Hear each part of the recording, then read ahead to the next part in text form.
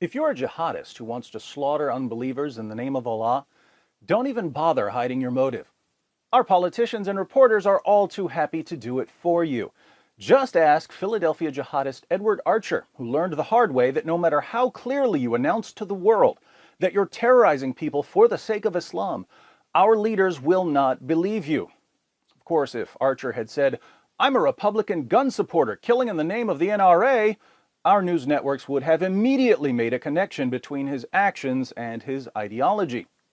If Archer had stood up and declared, "I'm a woman," politicians and the media would have shouted in a chorus of affirmation, "Of course you are, and anyone who says you're not is a bigot." But since Archer attacked a police officer while dressed in full Islamic garb and soon confessed that he's a jihadist fighting to establish Sharia, our leaders naturally respond, "Shut up, liar, there's no such thing as jihad." Imagine Archer's frustration as he tells investigators exactly why he shot Officer Jesse Hartnett.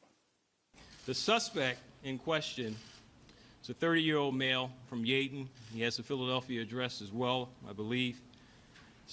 Has confessed to committing this cowardly act in the name of Islam. According to him, he believed that the police defend laws that are contrary to the teachings of the Quran. We had the suspect upstairs, the homicide unit, talk to him.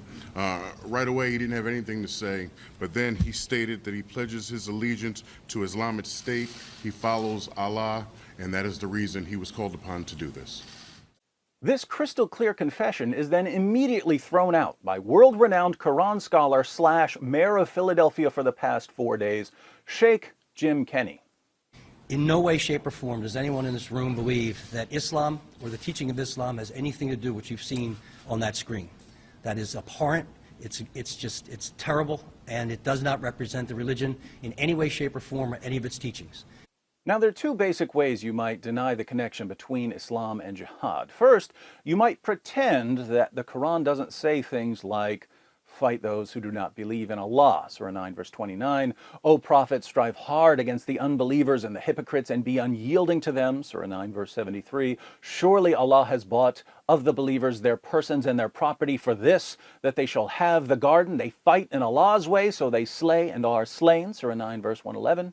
"O you who believe, fight those of the unbelievers who are near to you and let them find in you hardness," Surah 9, verse 123.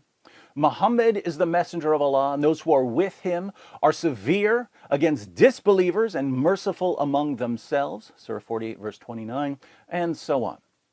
Unfortunately, the claim that the Quran doesn't say these things can be refuted using the skills a 5-year-old learns on Sesame Street.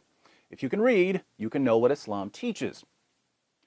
The second way you might deny the connection between Islam and jihad is by pretending that there's no relationship between what a religion commands and what the adherents of that religion do. Now, there's not a necessary connection between what a religion commands and what an adherent of that religion does. You can believe in a religion without doing what it says, and you can do what a religion says without believing in the religion. But does this mean that there's no connection at all? When a Muslim prays 5 times per day, does this have something to do with Islam? Other people can pray 5 times a day. I might pray 5 times tomorrow, and it will have nothing to do with Islam. But when a Muslim prays 5 times a day, does it have something to do with Islam?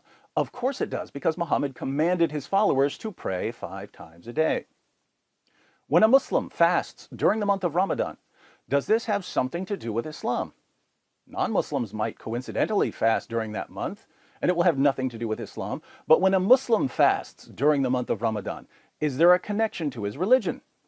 Of course there is, because Muhammad commanded his followers to fast during the month of Ramadan. When a Muslim takes the pilgrimage to Mecca, does it have something to do with Islam? Yes, because Muhammad commanded his followers to take the pilgrimage to Mecca. When a Muslim goes to the mosque on Friday, or recites the Shahada, or pays zakat, does this have something to do with Islam? Absolutely. Now, when a Muslim opens the Quran and reads, "Fight those who do not believe in Allah," and he decides to obey this command, and he opens fire on a police officer, does this have something to do with Islam? Does this mean that all Muslims are violent? No. Does it mean that we need to round up Muslims and put them in camps? Not at all. But is there a connection between Islam commanding its adherents to wage jihad and the jihad that some of these adherents wage? No question.